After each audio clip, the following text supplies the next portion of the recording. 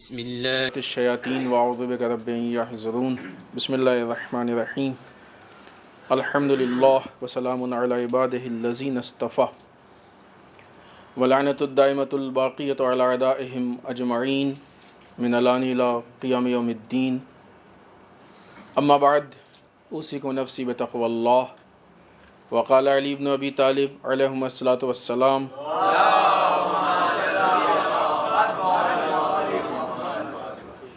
لا یترک الناس شیئا من امر دینہم الا لاستصلاح دنیاہم الا فتح اللہ علیہم ما ہوا اضر منہ۔ اس پہلے خطبے میں سب سے پہلے اپنے نفس اور آپ سب کو تقوی پروردگار کی دعوت دیتے ہوئے، اس لیے کہ اصلاح نفس کا بہترین راستہ تقوی پروردگار۔ اگر کوئی انسان یہ چاہتا ہے کہ اس کے نفس کی اصلاح ہو، نفس کی اصلاح کیوں اہم ہے؟ اگر نفس کی اصلاح نہیں ہو پائی تو شاید عبادت بھی عبادت نہ رہے۔ اگر نفس میں پرابلم ہے تو شاید نماز بھی نماز نہ ہو، شاید تلاوت بھی تلاوت نہ ہو، شاید حج بھی حج نہ ہو، کیونکہ ان ساری چیزوں کا انحصار انسان کے نفس پہ ہے، انسان کا ارادہ کیا ہے، مقصد کیا ہے، نیت کیا ہے، ان ساری چیزوں پہ۔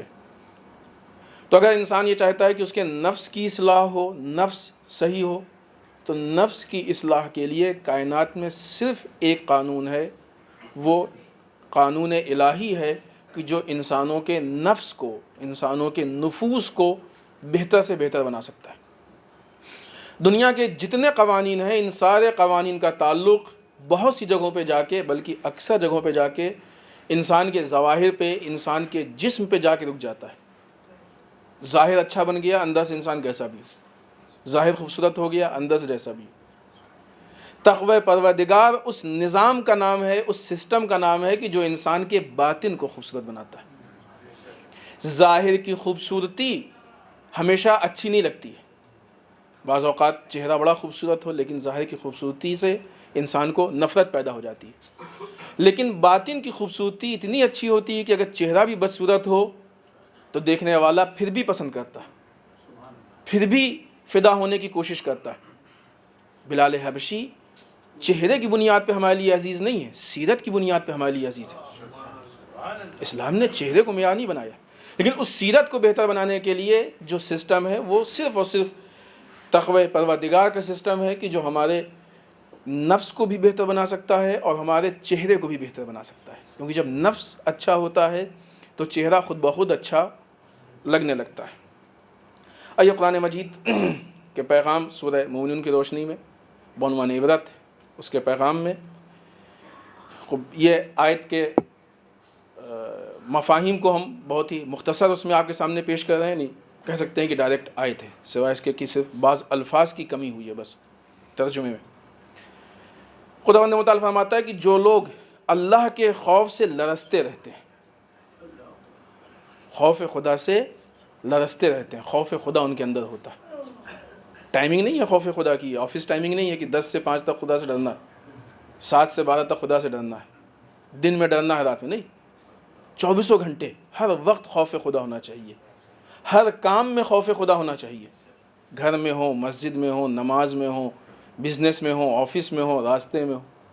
تو جو لوگ خوف خدا سے لرزتے رہتے ہیں، یعنی ہر ٹائم ہر جگہ، اور اپنے پروردگار کی نشانیوں پہ ایمان رکھتے ہیں، جو خدا کی نشانیاں ہیں ان نشانیوں پہ ایمان رکھتے ہیں۔ البتہ یہ سارے جو جملے اور الفاظ ہیں یہ سب وضاحت طلب ہیں، لیکن خطبے میں اس سے زیادہ گفتگو نہیں ہو سکتی اس پہ۔ تو پہلی چیز خوف خدا سے لرزتے رہتے ہیں، دوسری چیز خدا کی نشانیوں پہ ایمان رکھتے ہیں، کسی کو بھی اپنے رب کا شریک نہیں بناتے۔ شرک پہ بات ہو چکی ہے، شرک جلی ہے کہ جو خدا کا شریک ہم سمجھتے ہیں وہ جو مشرک ہیں کہ بعنوان شرک پھر وہ کافر۔ ایک شرک خفی ہوتا ہے جو ہمارے درمیان بعض اوقات آ جاتا ہے، ہم لوگ عبادتوں میں کبھی کسی کو نہیں، یہ لوگ کبھی بھی یعنی کسی بھی موقع پہ کوئی بھی شرک ہو، کبھی بھی کسی کو خدا کا شریک نہیں بناتے ہیں، اللہ کی راہ میں دیتے رہتے ہیں۔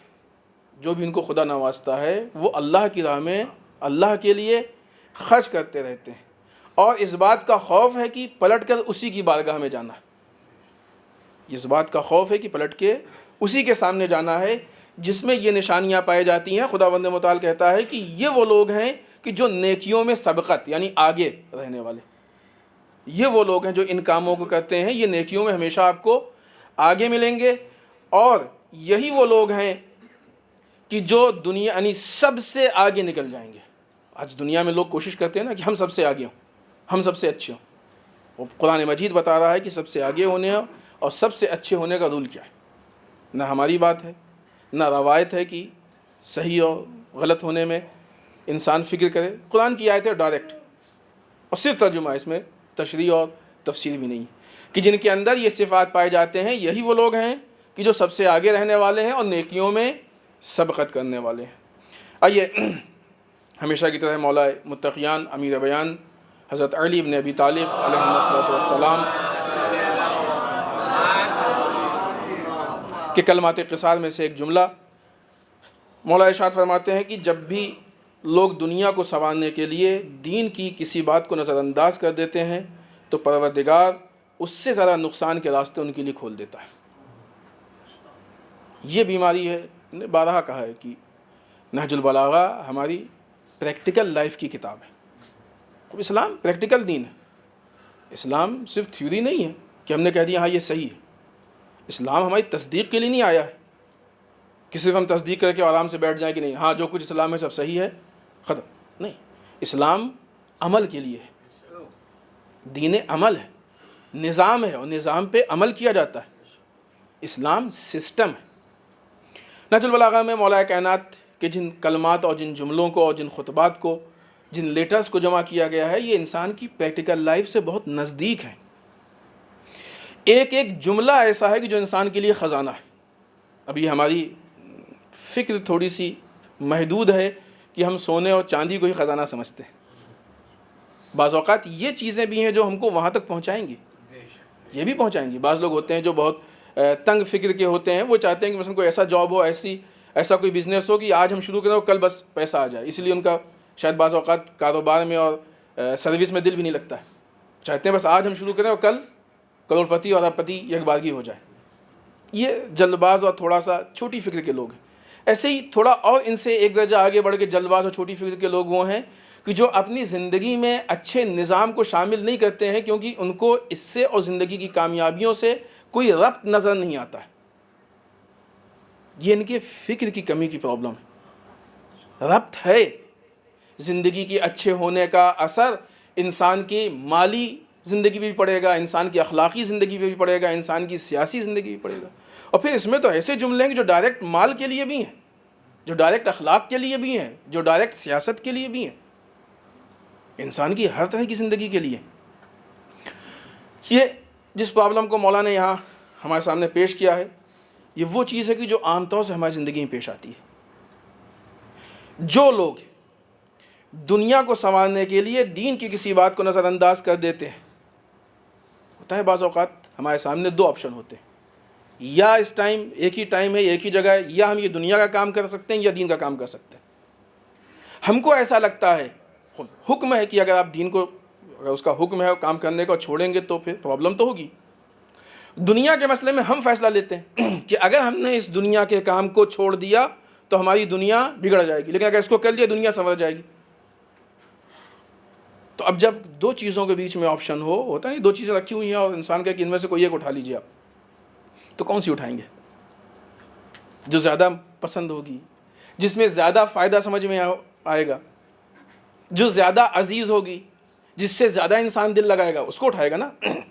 جب ہماری زندگی میں ایسے بعض اوقات تو ہم ان لمحات کو محسوس بھی نہیں کر پاتے کہ ہماری زندگی میں کون سا ایسا وقت آیا کہ جب دین اور دنیا نے ہمارے سامنے آپشن دیا یا چیلنج کیا، اور محسوس نہیں۔ مثلا نماز، اذان کا ٹائم ہو رہا ہے، نماز ہو رہی ہے، ہم نے احساس بھی نہیں کیا کہ اس ٹائم ہم دو راہے پہ کھڑے ہیں، ہم کو نماز لے جانا چاہیے یا اپنے کام کے لیے۔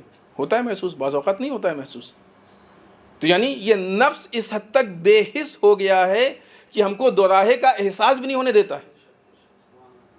جن راستوں کے اوپر انسان کو چلنے کا ملکہ حاصل ہو جاتا ہے، ملکہ یعنی ایک نفسانی کیفیت، تو اب وہ موڑ پہ اور چوراہے پہ جا کے یہ سوچتا نہیں کہ ان چار راستوں میں سے کس پہ جانا ہے، آٹومیٹک وہ اسی راستے پہ چلا جاتا ہے۔ اسی طریقے سے دنیاوی راستوں پہ چلنے کے ہم اتنے عادی ہو گئے ہیں کہ جب دین کے مقابلے میں دنیاوی راستے آتے ہیں تو ہم ایک لمحے روک کے سوچتے بھی نہیں ہیں کہ ان دونوں میں سے کس کو اختیار کریں، آٹومیٹک ہم دنیا کے راستے پہ نکل جاتے ہیں۔ خدا نہ کرے کہ سب میں ایسا ہو، لیکن بہرحال بعض اوقات ہوتی ہی یہ مشکلات، لیکن امید یہ ہے کہ شاید اکثر میں یہ مشکل نہ ہو۔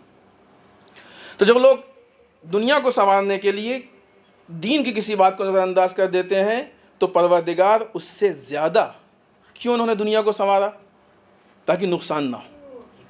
مولا کہتے ہیں کہ پروردگار اس سے زیادہ نقصان دہ راستے اس کے لیے کھول دیتا ہے۔ خداوند متعال اس سے زیادہ نقصان دہ راستے اس کے لیے کھول دیتا ہے۔ کیوں؟ اس لیے کہ پھر وہی بات ہے کہ تم کو سسٹم پہ یقین نہیں ہے، نظام پہ یقین نہیں ہے، تم چھوٹے چھوٹے فائدوں کو دیکھ رہے ہو، تم چھوٹی چھوٹی چیزوں کو دیکھ رہے ہو، تم یہ سمجھتے ہو کہ فائدہ تمہارے پاس ہے۔ ایسی بات نہیں، ابھی آگے بات آئے گی۔ سب سے زیادہ جو مسئلہ یہ پیش آتا ہے وہ نماز میں آتا ہے۔ ہماری کوشش ہونی چاہیے کہ ہم اول وقت نماز پڑھیں، ہماری کوشش ہونی چاہیے کہ ہم جماعت سے نماز، کہیں بھی ہوں، سبھی نہیں کہ یہیں جہاں بھی ہوں، جو بھی نزدیک مسجد ہم جائیں وہاں جا کے نماز پڑھیں، جماعت کو نہ چھوڑیں۔ جمعہ ہے، جہاں بھی ہم جمعے کے موقع پہ ہوں وہاں جائیں، نزدیک جا کے وہاں جمعہ پڑھیں۔ لیکن بعض اوقات ہوتا ہے کہ مثلا اول وقت ہے نماز کا، اگر ہم چاہیں، دیکھیں ایک دم فری تو کسی کو نہیں ملتا ہے ٹائم، کوشش ہر چیز کے لیے کرنی پڑتی ہے۔ باقی بھی جو کام کر رہے ہیں وہ کوشش سے ہی کیا، آٹومیٹک نہیں آ گیا۔ اب ظاہر سی بات ہے اگر دکان پہ ہے، بزنس میں ہے، تو اس ٹائم پھر شاید کسٹمر زیادہ آئیں، یہ بھی ایک طرح کا امتحان ہو سکتا ہے۔ سروس میں ہو تو شاید کام کا بوجھ زیادہ ہو، ہم مینیج کریں اپنے ٹائم کو، کیونکہ مومن کی پہچان میں سے یہ ہے کہ اگر مومن کو پہچاننا ہے تو اول وقت نماز پہ مومن کو دیکھو۔ اگر اول وقت نماز پہ مومن میں ہلچل پیدا ہوتی سمجھ لو یہ مومن ہے، اور اگر کوئی ہلچل نہیں پیدا ہوئی نہیں معلوم، اب اس کو آپ خود سمجھیں۔ روایت میں ہے کہ مومن کی پہچان یہ ہے کہ اول وقت نماز اس میں ہلچل پیدا ہوتی ہے۔ اب اگر نماز کا وقت آیا اور ہمارے اوپر کوئی بھی، ہم نے سوچا بھی نہیں کہ اس کسٹمر کو دیکھیں یا مثلا نماز دیکھیں، یہ دیکھیں یا نماز دیکھیں، یہ کریں یا، تو ایسی صورت میں پھر اس کا مطلب کہ ہمارا نفس ہم کو یہ احساس بھی نہیں ہونے دے رہا ہے کہ ہم دو راہی پہ ہیں۔ ہر صورت میں ہم سوچیں یا نہ سوچیں، اگر ہم نے دین کے راستے کو چھوڑ کے دنیا کو سنوارنے کی کوشش کی تو ہمیں ایسا لگتا ہے کہ ہم نے اپنے آپ کو نقصان سے بچا لیا ہے۔ خدا کہتا ہے کہ اور بڑا نقصان ہوگا تمہارے لیے، اس سے بڑا نقصان ہوگا۔ کیوں؟ اس لیے کہ تم نے دنیا کے لیے دین کو قربان کیا ہے۔ اور یہ تقریباً دین کے جتنے بھی نظام ہیں اور جتنی چیزیں ہیں ان سب کے لیے، بالخصوص جیسے ہم نے پہلی مثال آپ کو نماز کی دی، خود ایسی نماز کے لیے خود مولا کائنات کا ہی ایک قول ہے۔ مولا فرماتے ہیں کہ جب بھی انسان دنیا کی حاجات کے لیے، دیکھیں ابھی تو ہم نے بات کی تھی کہ آدمی پڑھتا ہے کہ نہیں پڑھتا ہے، بعض اوقات ہوتا ہے نا کہ فلاں کام ہے جلدی سے نماز پڑھ لیں، ایسا بھی ہوتا ہے، مختصر نماز پڑھ لیں، ٹائم نہیں ہے ہمارے پاس۔ اور بعض اوقات تو بہت بدترین چیزیں ہوتی ہیں کہ مثلا سیریل کا ٹائم ہو رہا ہے، جلدی سے نماز پڑھ لیں۔ خدا ان آفات سے محفوظ رکھے ہم سب کو۔ جب بھی انسان دنیا کے حاجات کے لیے اپنی نماز کو کوتاہ کر دیتا ہے، چھوٹی کر دیتا ہے، تو خدا فرشتوں سے کہتا ہے کہ کیا میرے اس بندے کو دیکھ رہے ہو؟ یہ سمجھ رہا ہے کہ اس کے حاجات کو پورا کرنے والا کوئی اور ہاتھ ہے، یہ سمجھتا ہے کہ اس کے حاجات کو پورا کرنے والا کوئی اور ہے۔ کیا یہ نہیں جانتا کہ سارے حاجات کا پورا کرنا ہمارے ہاتھ میں ہے؟ مولا کائنات کہہ رہے ہیں، خداوند متعال کے قول کو نقل کر رہے ہیں کہ خدا کہتا ہے جب انسان نماز کو کوتاہ کرتا ہے، نماز کو، یہ نہیں کہ نماز نہیں پڑھتا، پڑھنے ہاں گیا لیکن کام ہے بس جلدی سے پڑھ کے چلے جائے۔ البتہ نماز سے مراد نماز ہے، نماز سے مراد نماز ہے، اور وہ نماز کے آگے پیچھے جو ہم لوگ جوڑتے ہیں وہ نماز میں نہیں ہے۔ وہ بات کی تعقیبات اپنی جگہ پہ، اس کی جو تاکید ہے اپنی جگہ پہ ہے۔ تعقیبات انسان کے پاس وقت ہو تو 1 گھنٹے کی بھی تعقیب ہوتی ہے، نہیں تو تسبیح ہے حضرت فاطمہ سلام اللہ علیہ بھی تعقیب میں کافی ہے، اور وہ بھی نہیں ہے تو اس لیے خدا نے تعقیب کو واجب نہیں کیا ہے، تعقیبات مستحب، خدا نے اسی لیے تعقیب کو واجب نہیں کیا اگر واقعی کوئی ایسی مشکل ہے تو۔ مثلا ایک نماز کے علاوہ انسان غیبت کیوں کرتا ہے؟ اگر آپ دیکھیں تو یہ غیبت کیوں کرتا ہے؟ اس لیے کہ بعض اوقات جب احساس کمتری مبتلا ہوتا ہے کہ ہم فلاں سے چھوٹے ہوئے جا رہے ہیں، تو اپنے آپ کو بڑا کرنے کے لیے اس کو چھوٹا کرنے کے لیے غیبت، کیا کہ اس نے دین کو برباد کیا تاکہ دنیا میں اپنے آپ کو بڑا بنا سکے. ایسے ہی ہے نا. گھمنڈ کیوں کرتا ہے؟ دوسروں کو کمتر کیوں سمجھتا ہے؟ مال ہونے کے باوجود حج پہ کیوں نہیں جاتا ہے؟ خمس کیوں نہیں نکالتا ہے؟ صدقہ کیوں نہیں دیتا ہے؟ نیک کام میں سبقت کیوں نہیں کرتا ہے؟ بہت ساری چیزیں. جتنی بھی عبادات کو دیکھتے جائیے آپ، یہ سارے عبادات اسی موقع پہ ہیں کہ انسان پہلے اس کو انجام دے، اسے اولویت دے، پھر اس کے بعد اب اس کے توفیل میں دین کو چاہے. در واقع دیکھا جائے تو ان ساری چیزوں کا نچوڑ علم کلام کی ایک اصطلاح میں ہے جسے کہتے ہیں توحید افعالی، یعنی انسان کی پریکٹیکل لائف میں توحید پروردگار، کہ سارے کام صرف اور صرف خدا کے لیے. نماز صرف خدا کے لیے، فیملی میں جو بھی ہم جس طریقے سے پیش آ رہے ہیں خدا کے لیے، سوشل لائف خدا کے لیے، بزنس لائف خدا کے لیے، سروس خدا کے لیے. ہو سکتی ہے ہوتی بھی، لوگ کہتے بھی ہیں. کہیں جا رہے ہیں خدا کے لیے، کسی سے دوستی خدا کے لیے، کسی سے دشمنی خدا کے لیے. مادیات کو، اپنے مادی مقاصد کو راہ پروردگار کے آگے نہ بڑھائیں. سارے کام یہی توحید افعالی جتنی انسان میں مضبوط ہوتی جاتی ہے، انسان کا ایمان اتنا ہی مضبوط ہوتا جاتا ہے، اتنا ہی اس کے معرفت میں اضافہ ہوتا جاتا ہے، اتنا ہی وہ کمال کی طرف چل جاتا ہے. جو بھی کرے خدا کے لیے. بیوقوف نہ بنائے کہ مثلا اپنے کو بیوقوف بنائے. خدا کو تو نعوذ باللہ نہیں بنا سکتے. بعض اوقات احکام اسلام کو موڑا جاتا ہے، توڑا جاتا ہے، اپنے گناہ کو صحیح ثابت کرنے کے لیے اسلام کو ہم توڑنے. ایسا نہیں ہے، ایک دم انصاف کے ساتھ. لہذا قرآن مجید میں خداوند متعال ارشاد فرماتا ہے سورہ اعراف آیت نمبر 96 کہ اگر یہ آبادیاں جو ہیں، جو شہر والے ہیں، یہ سب کے سب ایمان لے آتے اور تقوی اختیار کر لیتے، ایمان لے آتے اور تقوی اختیار کر لیتے، تو ہم ان کے لیے زمین و آسمان کی برکتوں کے دروازے کھول دیتے. لیکن انہوں نے تکذیب کی، یعنی جھٹلایا، تو ہم نے ان کو ان کے اعمال کی گرفت میں لے لیا. اگر پرابلمس ہیں، مسائل ہیں، مشکل ہے، تو اس کا مطلب یہ کہ ہمارے اعمال کی وجہ سے ہم مشکلات میں ہیں. لیکن اس کا پھر دوسرا پہلو یہ کہ ہم یہ مت سوچیں کہ ساری چیزیں پھر اسی سے ہونی ہے کہ ہم توحید کر لیں. نہیں، یہ بات، یہ میسج خود اس بات کی دلیل ہے کہ ہم کو سب کچھ کرنا. ہاتھ پہ ہاتھ رکھ کے نہ بیٹھ جائیں گی نماز تو پڑھ لی اور رزق خود بخود گھر پہ آئے گا. ایسا نہیں ہے. رزق بھی کمانے جائیں، وہ بھی خدا ہی کے لیے کمائیں، تب 100% حلال ہوگا. وہ رزق بھی کمانے جائیں، کوئی مسئلہ پیش آئے اس کو بھی حل کرنے جائیں، وہ بھی خدا کے لیے کریں. سارے کام کریں، لیکن سارے کام تقوی اور اسلام کے قانون کے دائرے کے اندر ہونا چاہیے. بسم اللہ الرحمن الرحیم. انا اعطیناک الکوثر فصل لربک وانحر انا شانئک هو الابتر.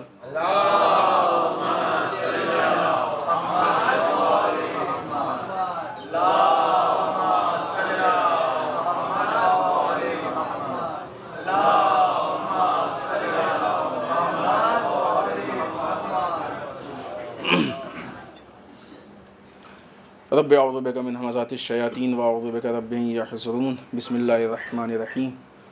الحمد للہ الذی لا یبلغ مدحتہ القائلون ولا یحصی نعماءہ العدون ولا یؤدی حقہ المجتہدون. اللہم صلی وسلم علی صاحب الدعوۃ النبویہ.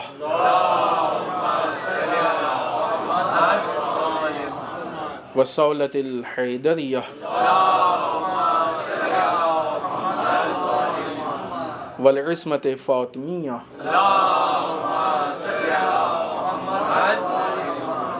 والحلم الحسنیہ. والشجاعت الحسینیہ.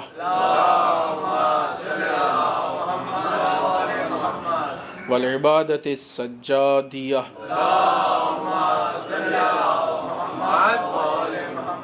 والآثار الباقریہ. والمعصر الجعفریہ. والعلوم الکاظمیہ. والرضاء الرضویہ. والجود التقویہ والنقاوة النقویہ والہیبة العسکریہ والغیبة الہیہ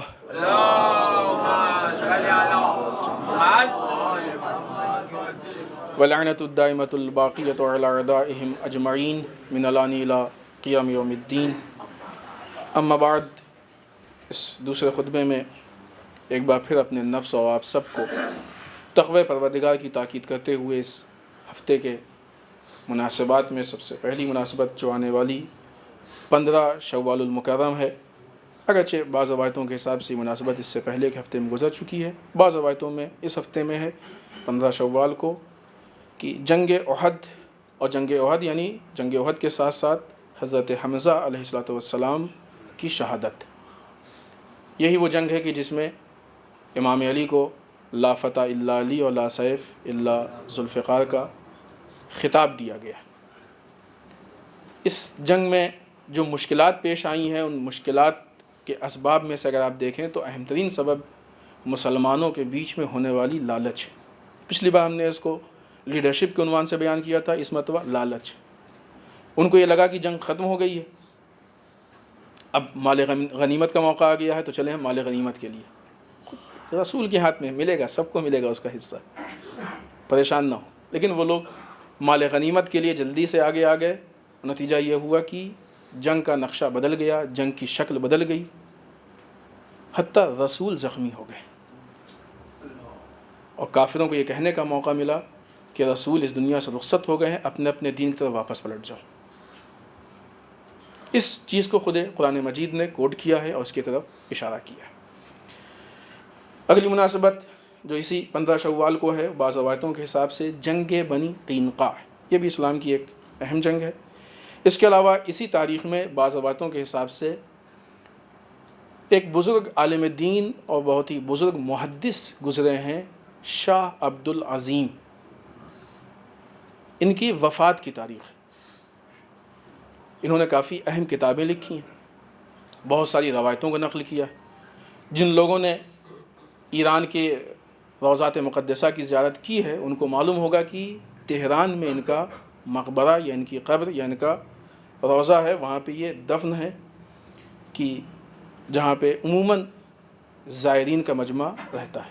ایک بہرحال عالم اسلام کی عظیم شخصیت ہے. اگر ہم ان کی تاریخ زندگی کو پڑھیں تو ہمارے لیے بہت ساری عبرت ہیں، بہت سارے درس ہیں. انہوں نے کیسی زندگی گزاری، بعض اوقات نہیں اچھی خاصی زندگی تو اس میں گزار دی کہ ظاہر نہیں کیا کہ ہم ہیں کیا، اچھی خاصی زندگی تو اس میں گزار دی. بہرحال ایک تفصیلی چیز.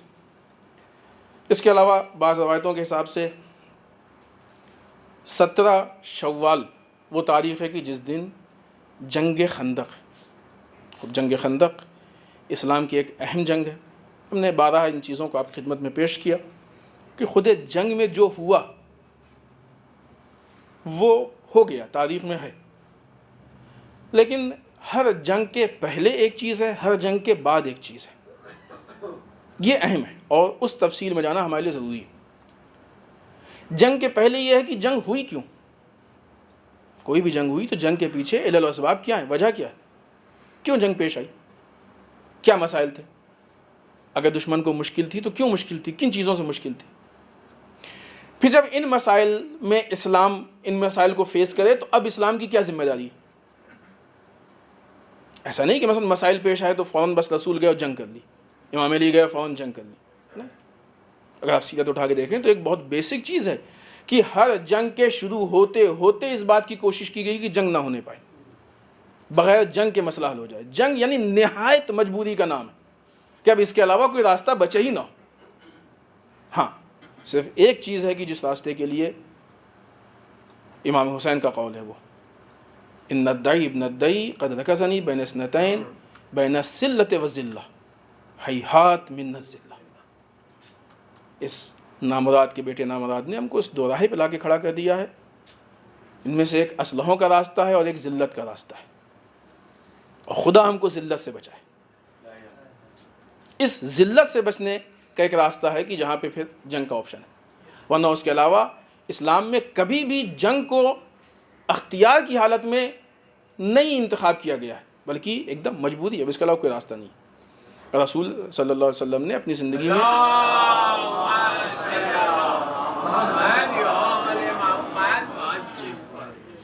ڈیفینسو جنگیں لڑیں، اور ڈیفینسو جنگیں بھی ان حالات میں لڑیں کہ جن حالات میں اس کے علاوہ کوئی راستہ رسول کے پاس نہیں تھا، ان حالات میں ڈیفینسو جنگیں لڑی گئی۔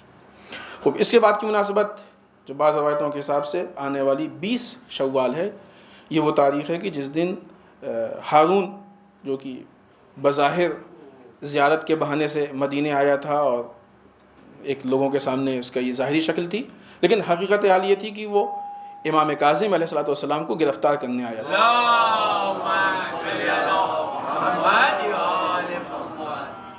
20 تاریخ کو شوال کی امام کاظم علیہ السلام کو گرفتار کر کے مدینے سے بغداد کی طرف بھیجا گیا، یہ وہ تاریخ ہے۔ پھر اس کے بعد آنے والی قریب تاریخ میں آپ کی شہادت بھی ہے کہ وہ بعد میں پیش کی جائے گی۔ یہ وہ ہے کہ جہاں پہ مثلا ظلم مزید ہو گیا، ورنہ ائمہ کی وہ زندگی ہے کہ جو ظلم سے خالی نہیں ہے، تو ظلم ہوتا رہا، یعنی اس 20 تاریخ سے ظلم میں مزید اضافہ ہو گیا، اور پوری طریقے سے بادشاہ کی نگاہ کے سامنے امام تھے۔ ان کے علاوہ جو اسلامی دوسرے حالات اور حالات حاضرہ میں جو تبدیلیاں ہوئی ہیں، ان میں ایک اہم ترین مسئلہ ہے وہ یہ کہ لکھنؤ میں ہمارے برادران وقف کے تحفظ کے لیے، وقف کو بچانے کے لیے، وقف پراپرٹی اچھی خاصی، ہم سب جانتے ہیں کہ آج انڈیا میں وقف کی پراپرٹی اربوں خربوں کی ہے۔ آپ کے بامبے میں اچھی خاصی ہے، لکھنؤ میں اچھی خاصی ہے، دوسرے شہروں میں اچھی خاصی ہے۔ اس کو بچانے کے لیے کافی کوشش کر رہے ہیں، اور اس سے پہلے بہت عجیب سانحے، پچھلے سال بھی ہوا تھا، اس سال بھی ہوا، بہت عجیب سانحے پیش آئے، لیکن بہرحال وقف کی پراپرٹی کا بچانا یہ ہم سب کی ذمہ داری ہے۔ وقف کی پراپرٹی مالی حیثیت سے ہمارے پاس گزشتہ امت کی امانت ہے، گزشتہ امت کی ہمارے پاس امانت ہے، اس کا بچانا ہم سب کی ذمہ داری ہے۔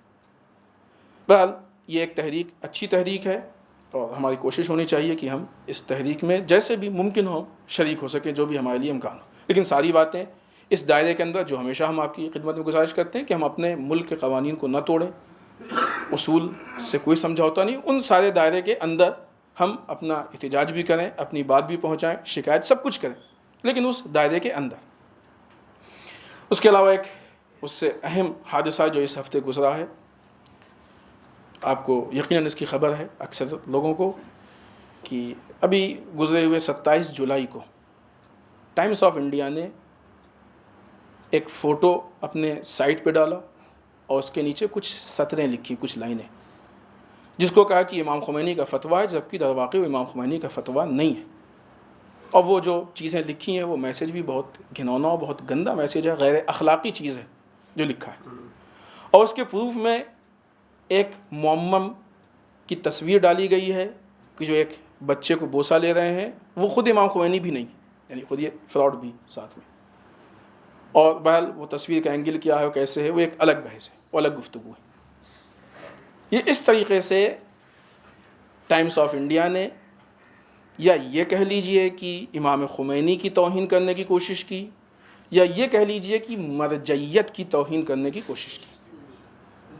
اس بات جب مرجعیت کی توہین ہوگی تو انہی میں سے کسی کی ہوگی، الگ سے تو نہیں لائیں گے، یا سارے مراجع کو ملا کے تو ایک نہیں بنائیں گے، انہی میں سے کسی کی توہین ہوگی۔ تو یہ کہہ لیجئے کہ مرجعیت کی توہین یا امام خمینی کی، دونوں اعتبار سے غلط ہے، کیونکہ یہ وہ ذوات مقدسہ ہیں کہ جنہوں نے اپنی زندگی کو دین کے لیے وقف کر دیا۔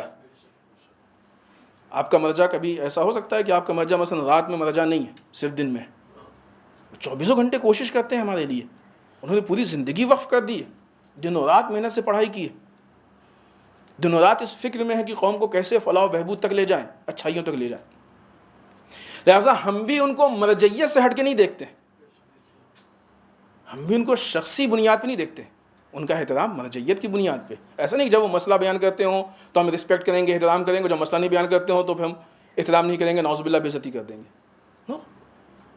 ایک مرجعیت کا مصداق ہے، اس نے توہین کی، اور ٹائمز آف انڈیا کا یہ مسئلہ یہ پہلی بار نہیں تھا، اس سے پہلے بھی اس نے کیا، شکایت کی گئی، ایکسکیوز کر لیا، پھر کیا، پھر شکایت کی گئی، کیا ٹھیک ہے کوئی بات نہیں، ہٹا لیا، اگر کسی کو تکلیف ہو تو یہ تو کوئی بات نہیں ہوئی نا. کسی کو بھی آپ سڑک پہ جا کے 4 گالی دے دیجیے اور باقی سوری ایک، ایسا تو مسئلہ حل نہیں ہوتا. اصل یہ غلطی ہونے والی نہیں ہے، ہاں نہیں وہ ہمارے ایڈیٹر سے غلطی ہو گئی. ارے تو ایسے جاہل ایڈیٹر کو کیوں تم رکھتے ہو اپنے؟ اتنے بڑے تمہارا یہ دعویٰ ہے کہ ایک معیاری نیوز پیپر ہے، ایک معیاری ہماری کمپنی ہے، ایک معیار، وہ کیسی معیاری ہے؟ جس کے یہاں اتنے غیر معیاری لوگ کام کرتے ہوں وہ معیاری کہاں سے ہو سکتا؟ غلطی ایک بار ہوتی ہے، غلطی بار بار غلطی. یعنی اس کا مطلب کہ تمہارا نیوز پیپر ایک ذمہ دار نیوز پیپر نہیں ہے. یہ غلطیاں بتا رہی ہیں، یہ جو چیزیں ہم جانتے ہیں اتنی غلطی نکل رہی ہے. تو بہت سی ایسی چیزیں جو ہم نہیں جانتے ہیں، شاید دوسرے مذہب سے متعلق ہو تو اس میں بھی غلطی ہوتی ہوگی. تو اس کا مطلب کہ تمہارے یہاں غلط چیزیں چھپتی رہتی ہیں، جو کہ تمہارے یہاں کوئی ایسا مضبوط سسٹم نہیں ہے کہ اپنے آپ کو غلطیوں سے بچا سکو. لیکن یہ بھی حادثات جب ہوتے ہیں تو ہم کو ان پہ غور کرنا چاہیے، کیوں ہوتے ہیں یہ حادثات؟ یہ طے ہے کہ غلطی ہونے والی نہیں، جو بھی کیا گیا ہے عمدن کیا گیا ہے، جان بوجھ کے. کیوں کیا گیا عمدن، جان بوجھ کے؟ اس کے بہت سارے علل و اسباب ہیں. قوم میں تفرقہ ڈالنے کے لیے، قوم کو پریشان کرنے کے لیے. شاید اہم ترین ایک سبب یہ ہو کہ ایک عرصہ طولانی سے استکبار کی طاقتیں، اسلام دشمن طاقتیں مرجعیت کے خلاف کام کر رہی ہیں. ہمارے درمیان مرجعیت کی توہین کی کوشش کی جا رہی ہے. کبھی پارٹی بازی، یہ تو مثلا نعوذ باللہ سیستانی والے ہو، یہ فلاں والے ہیں. ایسا نہیں ہے، مرجعیت پارٹی بازی کا نام نہیں ہے. سارے مراجع لائق احترام ہے، سب واجب الاحترام ہے، فرق نہیں ہے مراجع کے بیچ میں. لہٰذا انہوں نے اس طرح کی یہ تصویر ڈال کے اور یہ میٹر ڈال کے شاید ٹیسٹ لیا ہے کہ مرجعیت کی توہین میں ہم کس حد تک کامیاب ہوئے. لیکن سن لیں اس بات کو کہ آج سے پہلے جب ٹائمز آف انڈیا نے یہ حرکت کی تھی اس وقت احتجاج کرنے والے کم نکلے تھے. ابھی جب یہ حرکت ہوئی ہے تو احتجاج کرنے والے زیادہ نکلے. یعنی اس کا مطلب یہ کہ تم جتنا بھی مرجعیت کے خلاف کام کر رہے ہو، اس سے مرجعیت کو کوئی نقصان نہیں پہنچ رہا، بلکہ مرجعیت مضبوط ہوتی جا رہی ہے. اور کیسے تم کر سکتے ہو؟ تاریخ گواہ ہے کہ ائمہ کے خلاف جتنی کوششیں کی گئیں، کوششوں کی بنیاد پہ کچھ نااہل دور ضرور ہو گئے، لیکن اس سے ائمہ کی ویلو اور ان کی عزت پہ کوئی فرق نہیں پڑا، جانثار بڑھتے گئے. ابھی یہ حادثہ بہت اچھی بات، الحمدللہ خدا کا لاکھ لاکھ شکر ہے کہ جیسے یہ چیز سامنے آئی پورے بامبے کے مختلف جگہوں سے لوگ گئے، جا کے انہوں نے پولیس اسٹیشن پہ کمپلین کیا، FIR کی کوشش کی. بامبے کے علاوہ دوسرے شہروں میں حیدرآباد، بنگلور، علی پور، کلکتہ، نے کہاں یاد بھی نہیں سارے نا، دہلی، ہر جگہ لوگ جوش و جذبے میں آ گئے. ٹائمز آف انڈیا بہت سارے فون کیے گئے کہ آپ کیسے کر سکتے ہیں، فوراً ان کو ہٹانا پڑا. لیکن ہٹا دینا اس مسئلے کا حل نہیں ہے. اگر غلطی بار بار ہو رہی ہے تو اس خطا کار کو سزا دی جائے، اور ہماری مانگ بھی یہی. جب تک اس کو سزا نہیں دی جائے گی اس وقت تک ہمارا احتجاج ختم نہیں ہوگا، کیونکہ غلطی ایک بار کی نہیں ہے. بلکہ اب سمجھ میں آتا ہے کہ چونکہ اس کے پہلے جب مسئلہ ہوا تھا تو کچھ لوگ گئے اور بہت ہی آسانی سے انہوں نے ان سے کہا کہ نہیں بہت اچھا کیا آپ نے، کوئی احتجاج نہیں کیا، روڈ پہ نہیں آئے، پبلک کو نہیں آنے دیا، آپ آسانی سے آ کے آپ نے بات پیش کر دی، ہم اس کو ہٹا دیں گے، آپ کے بہت بہت شکر گزار. ایسا نہیں کہ غلطی تھی، ان کی اوقات عزت والی نہیں ہے جو باتیں ان سے عزت سے کی گئی تھیں. بعض لوگوں کی اوقات، وہ کہتے ہیں لاتوں کے بھوت باتوں سے نہیں مانتے، ان کی اوقات کچھ اور تھی، اسی لیے انہوں نے دوبارہ اس مسئلے کو ریپیٹ کیا. لہٰذا ہماری کوشش، ہمارا احتجاج یہ نہیں ہے کہ آپ صرف ایک ایکسکیوز کر لیجئے سوری، نہیں، ہمارا احتجاج یہ ہے کہ جو بھی گنہگار ہے اس کو سزا دی جائے. کیوں کر رہا ہے وہ ایسا؟ اگر خود پیپر یعنی پورا اسٹاف گنہگار ہے تو اس کے حساب سے بھی سوچیں. لیکن بہرحال یہ مشکل ہے، اس مشکل کو اتنی آسانی سے ہم نہیں چھوڑ سکتے. لہٰذا ایک طرف سے یہ کام بہت گھنونا، بہت غلط، اصلاً لائق برداشت نہیں ہے. لیکن دوسری طرف سے بہت اچھا جو اس سے میسج ہمارے سامنے آیا وہ یہ کہ قوم الحمدللہ ہماری بیدار ہے. فوراً قوم کھڑی ہو گئی، رات آدھی رات میں بھی جا کے لوگوں نے FIR کرایا یا کمپلین کی. پھر اس کے دوسرے دن، جس دن یہ تھا اس دن FIR ہوئی یا کمپلین جو بھی ہوئی، کیونکہ ہر جگہ FIR نہیں لیا گیا. اس کے دوسرے دن کچھ لوگ جمع ہوئے، کچھ علماء کے ساتھ پولیس کمشنر کے آفس گئے. وہاں پہ شکایت کی گئی. پولیس کمشنر نے وعدہ کیا کہ ہم اس کی انکوائری کریں گے اور انکوائری کر کے جو بھی ہوگا ہم اس پہ ایکشن لیں گے اور ہم خود ٹائمس آف انڈیا فون کر کے بات کریں گے. یہ ساری ایکٹیویٹیز بتا رہی ہیں کہ یہ قوم سوئی ہوئی قوم نہیں ہے، الحمدللہ بیدار قوم ہے. ہمت نہیں کسی کی، مجال نہیں ہے کہ جو آئے اور ہماری قوم کے ساتھ کھلواڑ کر کے چلا جائے. انشاءاللہ امید یہ ہے کہ یہ بیداری روز بروز آگے بڑھتی جائے گی، اس لیے کہ ابھی ہم کو مزید بیداری کی ضرورت ہے. لیکن اسی کے ساتھ ساتھ ایک چیز اور ہم کہتے چلیں کہ جن لوگوں نے امام خمینی کی توہین کی کوشش کی تھی، یہ توہین امام خمینی کا انتقال ہو گیا نا، آپ سب جانتے ہیں، ایک عرصہ ہو گیا انتقال. خوب اب کیا ضرورت ہے توہین کی؟ اب تو امام خمینی زندہ بھی نہیں ہے، اب امام خمینی سے کس کو پرابلم؟ لیکن ہے یہ توہین بتا رہی کہ آج بھی لوگوں کو امام خمینی سے پرابلم ہے. اس لیے کہ خمینی ایک شخص کا نام نہیں ہے، خمینی شخصیت کا نام ہے، خمینی فکر کا نام ہے، خمینی تحریک کا نام ہے. اب آپ کو سمجھ میں آیا ہوگا کہ ہمارے جوان کیوں نعرہ لگاتے ہیں کہ مثلا زندہ ہے خمینی، زندہ ہے. مردوں کی مخالفت نہیں ہوتی ہے، زندوں کی مخالفت ہوتی ہے. خمینی اس فکر کا نام ہے جو لوگوں کے شعور کو بلند کرتا ہے. یہ اختلاف اس بات کی دلیل ایک. دوسری چیز اگر آپ دھیان دیں، 27 جولائی نہیں معلوم، شاید ہو سکتا ہے کہ اتفاق بھی ہو اور ہو سکتا ہے کہ پلاننگ کے ساتھ، واللہ عالم، لیکن بہرحال یہ ایک ہے اتفاق. 27 جولائی وہ تاریخ ہے کہ جس دن اسلامی مہینے کے حساب سے 10 شوال تھی. 10 شوال وہ تاریخ ہے جس دن غیبت کبریٰ کا آغاز ہوا ہے. غیبت کبریٰ کا آغاز یعنی روز مرجعیت. پچھلے ہفتے ہم نے خطبے میں اس چیز کو آپ کے سامنے پیش کیا، یعنی انہوں نے خود عین اس دن کی جو دن ہمارے لیے روز مرجعیت ہے، اس دن مرجعیت کی توہین کرنے کی کوشش کی. ہم نے روز مرجعیت کو کتنا منایا، کیسا منایا، یہ الگ ہے اپنی جگہ پہ، لیکن انہوں نے اپنے حساب سے اس دن مرجعیت پہ نقصان پہنچانے اور چوٹ پہنچانے کی کوشش کی.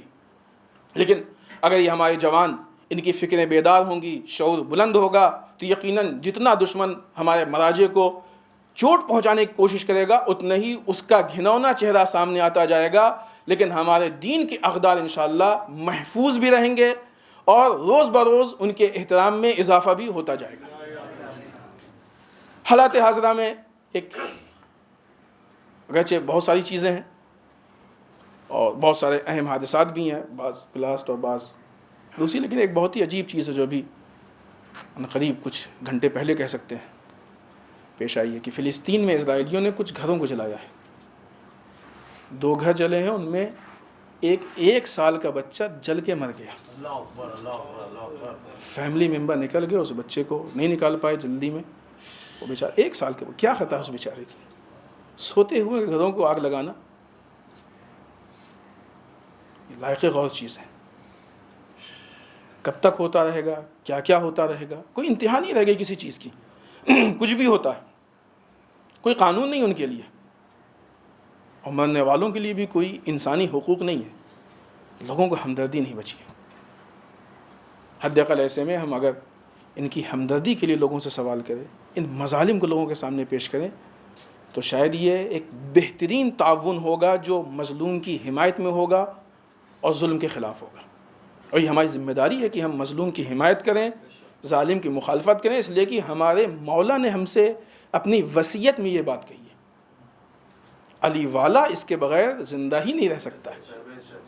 اس لیے کہ نظام علوی، دنیا کے ہر ظلم کے خلاف احتجاج کرنا، آواز اٹھانا، یہ ہماری ذمہ داری ہے بغیر کسی مذہب و ملت کی تفریق کے. ظلم جس کے ساتھ ہوگا ہم اس کے ساتھ ہیں، چاہے وہ جس مذہب پہ ہو، اور ظالم جو ہوگا ہم اس کے مقابلے میں ہیں، چاہے وہ جس مذہب پہ ہو.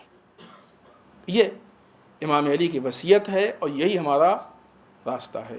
آئیے بارگاہ پروردگار میں دعا کرتے ہیں پالنے والے ہم سب کو اعمال صالحہ کی توفیق عنایت فرمائے. بار الہ اعمال قبیحہ سے محفوظ رکھے. بار الہ ہمارے گناہوں کو بخش دے. بار الہ ہمارے مرحومین کو بخش دے. پالنے والے اسلام و مسلمین کی حفاظت فرمائے. بار الہ دشمنان اسلام کو نیست و نابود کر دے. بار الہ جو پریشان حال ان کی پریشانیوں کو دور فرمائے. بار الہ جو لا ولد ان کو اولاد صالح عنایت فرمائے. بار الہ جن کی شادیوں مشکلات ان کے مشکلات کو حل فرمائے. بار الہ ہمارے علماء کا سایہ ہمارے سروں پہ باقی رکھے. بار الہ رہبر و مراجع کو طول عمر عنایت فرما، بارہ امام کے ظہور میں تعجیل فرما، ہمیں ان کے اعوان و انصار میں شریک ہونے کی توفیق عنایت فرما۔ ربنا تقبل منا انک انت السمیع العلیم۔ بسم اللہ الرحمن الرحیم۔ قل هو اللہ احد اللہ الصمد لم یلد ولم یولد ولم یکن لہ کفوا احد۔